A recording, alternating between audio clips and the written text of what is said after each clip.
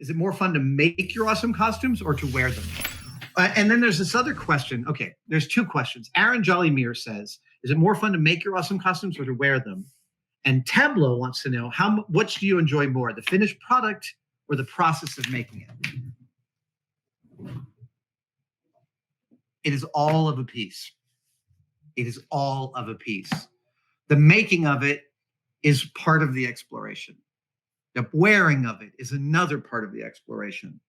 The going somewhere to wear it is another really important part of the equation. And then the documentation of that wearing is a whole other thing. Each of these are narratives. Each of these are fulfillments of the original task. So I get interested in a narrative and I want to make a piece from that narrative, and I want an experience from that narrative that feels authentic and genuine. So I start putting together objects and I start to put together a costume.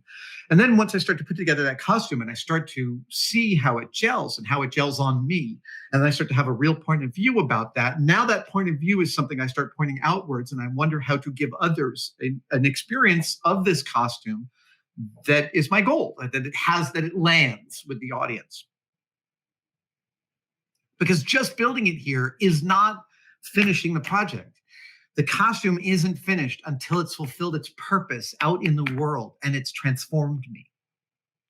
Yeah, that's the best way to put it. Then one doesn't negate the other. It's not a zero-sum game. Both are completely important to the process. So, like I said, I've got all these costumes here. I'm all dressed up. I don't yet have some place to go with them.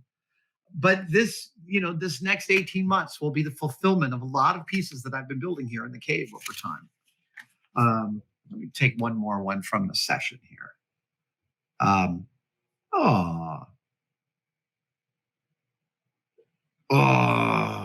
Luna Replicas. It's a home run with a great final question, and I love this. For people who are a different size than the original character, should accurate cosplay be about correct measurements or correct proportions? It's a great question. And I recognize that I am lucky to possess a fairly average body, right? I'm a 95 percentile male within the proportions of me. I'm like a standard medium in almost everything. And that makes cosplaying, that gives me a lot of options. But humans are ludicrously variegated in their externalizations, and we all have different body shapes. So cosplaying in different body shapes, it should definitely not be about accurate measurements. It is about, it's more proportions than measurements, but what it's really about is, does putting on this costume give you the experience you were looking for? It's that simple. I mean, for some people, it might be measurements. For others, it might be proportion. For still others, it might be something totally different. I don't think that body type should inhibit anybody from exploring any costume that they want.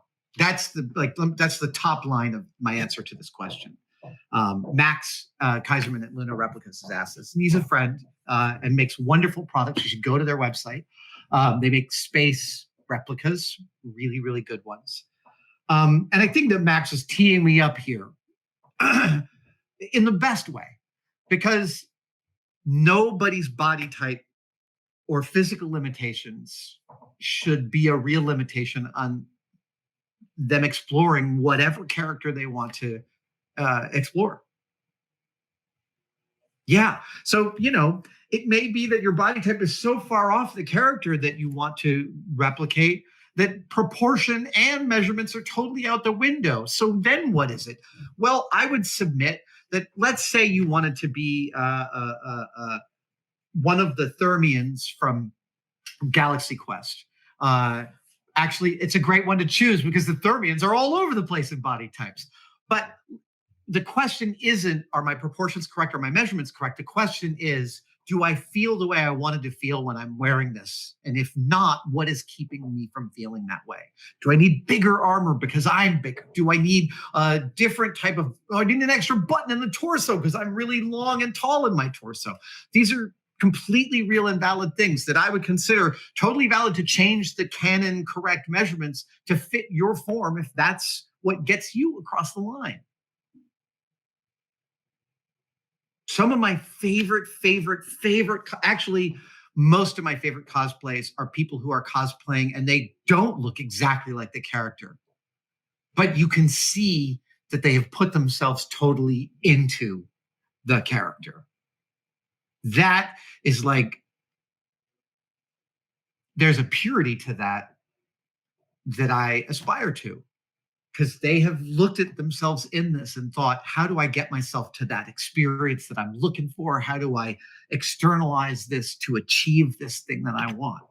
And like I said, I'm lucky that it's relatively easy for me to fit a lot of different costumes. But that also means that sometimes I could take shortcuts that others don't have the luxury of taking. And that means that I feel like their success is harder won and to be celebrated, right? Oh, the first piece of cosplay that ever blew my mind with what cosplay could be was the Hello Kitty Darth Vader, where the physical form of the guy dressed as Darth Vader was not a perfect Darth Vader at all. And making it pink was perfectly obscene in the best way. And it was a commentary on mashing up and a commentary on letting your own freak flag fly, that it was like, it parted the clouds to me about what was possible. Thank you, Max, for that great last question. I think finishing on inclusivity is exactly the kind of tone I like to strike. Thank you guys so much for joining me for this one-day build. Thank you for continuing to join me on my Ecto 1 excursions. We will continue to do these live streams and we'll let you know when they're happening. Until then, stay safe. I can't wait until you are all vaccinated. I will see you at a con, maybe this year even. All right. Love you guys. Peace out. Bye.